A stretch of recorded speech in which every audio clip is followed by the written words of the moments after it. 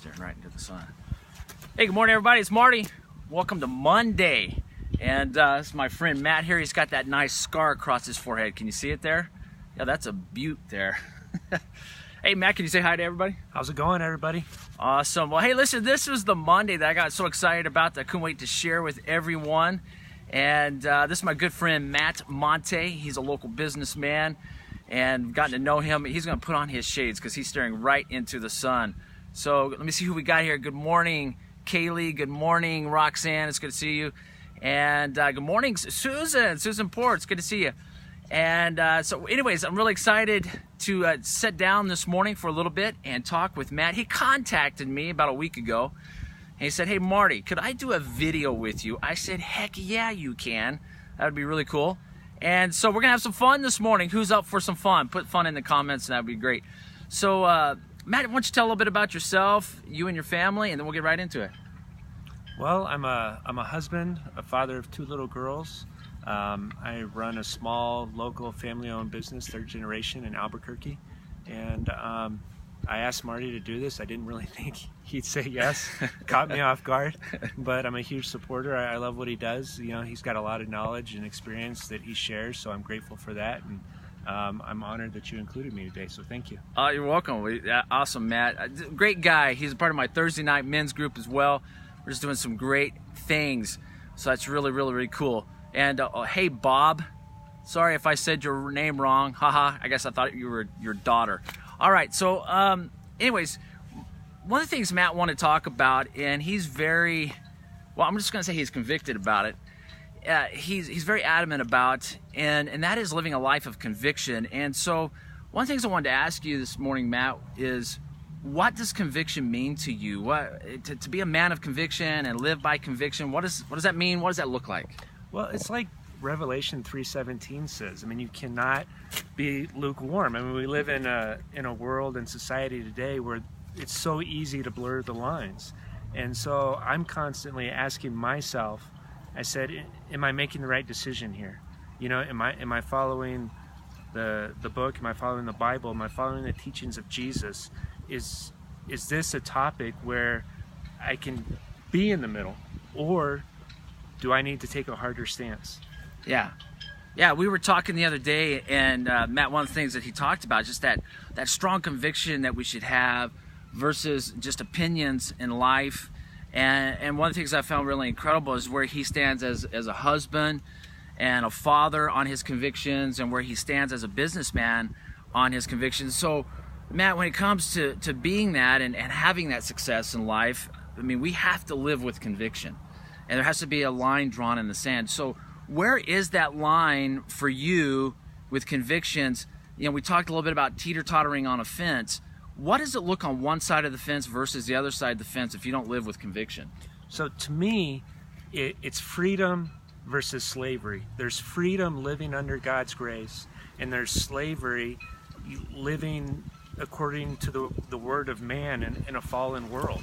I mean, it's so easy to lie, cheat, and steal, and not pay your taxes. I file taxes every month. I would love to fib a number on my taxes, but then what am I doing? I mean, how can I go out and live a true life according to God, represent my family and my business by being a liar?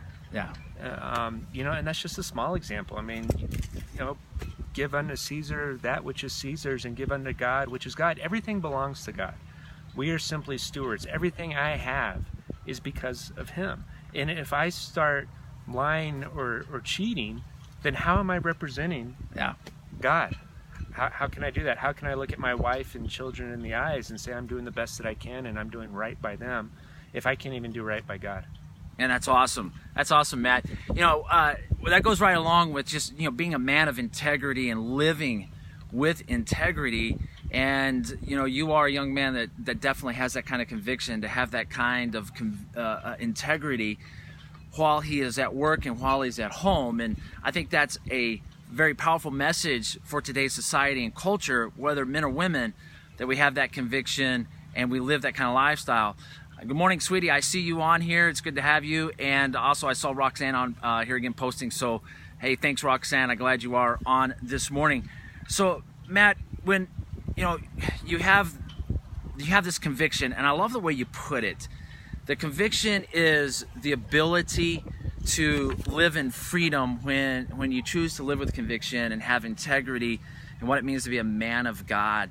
And maybe you could share something with us more specifically when it comes, you know, in that marriage relationship with your wife and raising 2 daughters, just what it really is to be that man of integrity and conviction at home.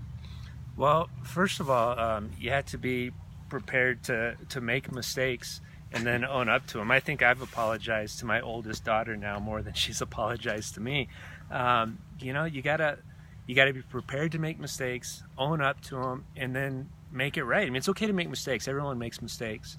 But if you make the same mistake over and over again, then you probably got bigger problems. And I try and take that own philosophy with myself. I mean, sometimes, you know, I'm a slow learner, so I got to take or make mistakes 2 or 3 times before I really learn from them. But the important thing is I really have to, you know, focus on learning.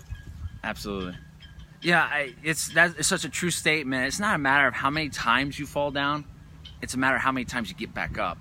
And that's the powerful thing about learning. Failure is never final. Failure is a great teacher.